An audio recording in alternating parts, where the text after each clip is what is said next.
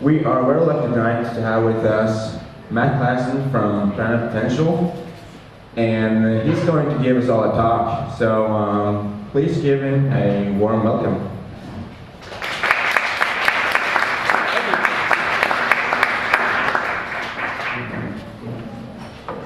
Hello. It's great to see you all here. I'm very privileged to be able to come and to speak to you tonight. So I'll just get right into it because I know I have a half an hour. I started a company here in Oslo called PranaPotential, which helps knowledge-based organizations radically innovate. It's very, very important in the 21st century business marketplace. So without further ado, I will start. I'm here to discuss this: the continuous creative state and collective learning flow in knowledge-based organizations. That's a lot of big words, I know, but try to see the context.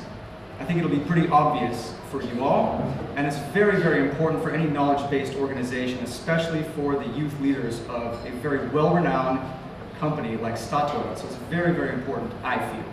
So comprises two components. We have the CCS component and the flow component. The CCS is the continuous creative state, which is what I will begin with now.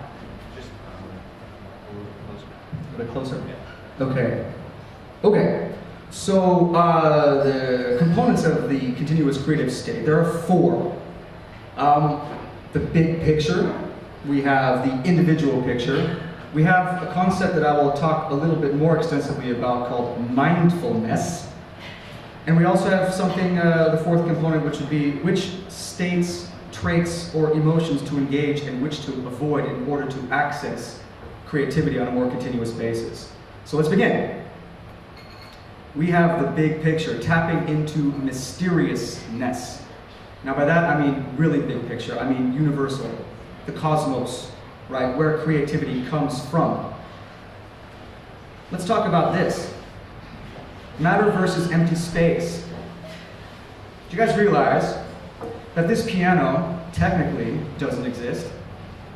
Because every bit, every particle of it is literally empty space. So how is it that we see it as matter?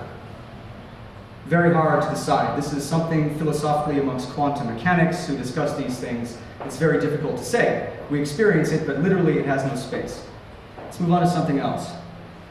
Something called a double slit experiment done back in the 1920s. This is basically telling us, I'm not going to go over it too much because it's pretty technical, but saying that a particle exists only when it is observed. Otherwise, if you're not observing it, it's fields of potential, waves.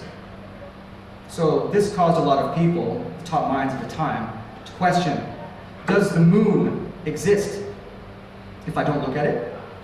These aren't crazy people, these are quantum physicists, right? This is taking us into the mysterious, the unknown. Let's talk about something else, quantum holograms. If this piano doesn't exist, then how is it that I experience it? And is it possible that we all could just be living in a quantum hologram? My God, that's pretty big stuff, right? And I fully understand it, but this is removing us slightly, a little bit, from our everyday life and how we view, how we live. We also could simply tap into mysterious by viewing the complexity and the beauty of life in general. Watching a sparrow sit and do what it does and wonder how it came out of nothingness. That's pretty amazing. So, this is a quote. The most beautiful thing we can experience is the mysteriousness. It is the source of all true art and beauty. Since we view business also as beauty or art, because it's continuously changing, this is important. Now, who said this quote? You already saw Ronald McDonald. Was it him? No. Was it this guy? Bob Marley? No. That's this guy. Einstein. Right? That's what Einstein dealt with. This is important to know because it taps us into mysteriousness. Why is this important? Because it disconnects us from our very, very serious lifestyle. This connects us to curiosity and play. Very important if you want to be creative, I think. It also opens us to new neural pathways to just explore what is it we're doing here? How do we do business better? How can we think in more creative ways?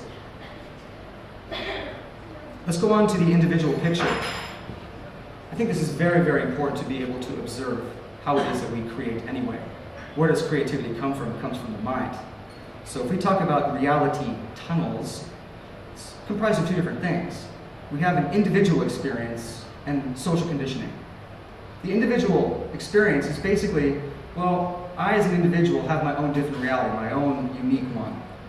Why is that? Well, because from birth I have unique experiences that imprint themselves onto my mind, and therefore that becomes my reality.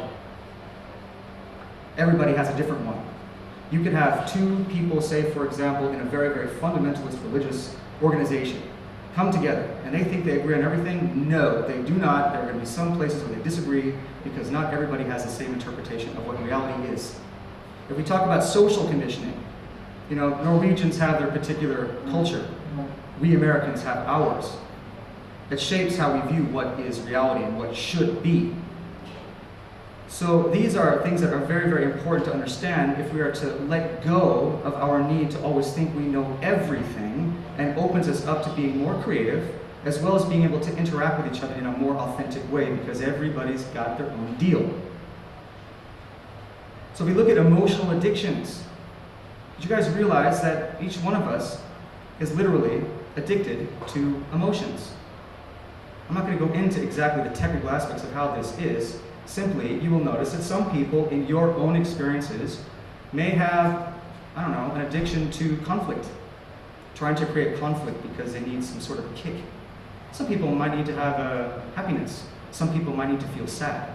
These are all emotional addictions.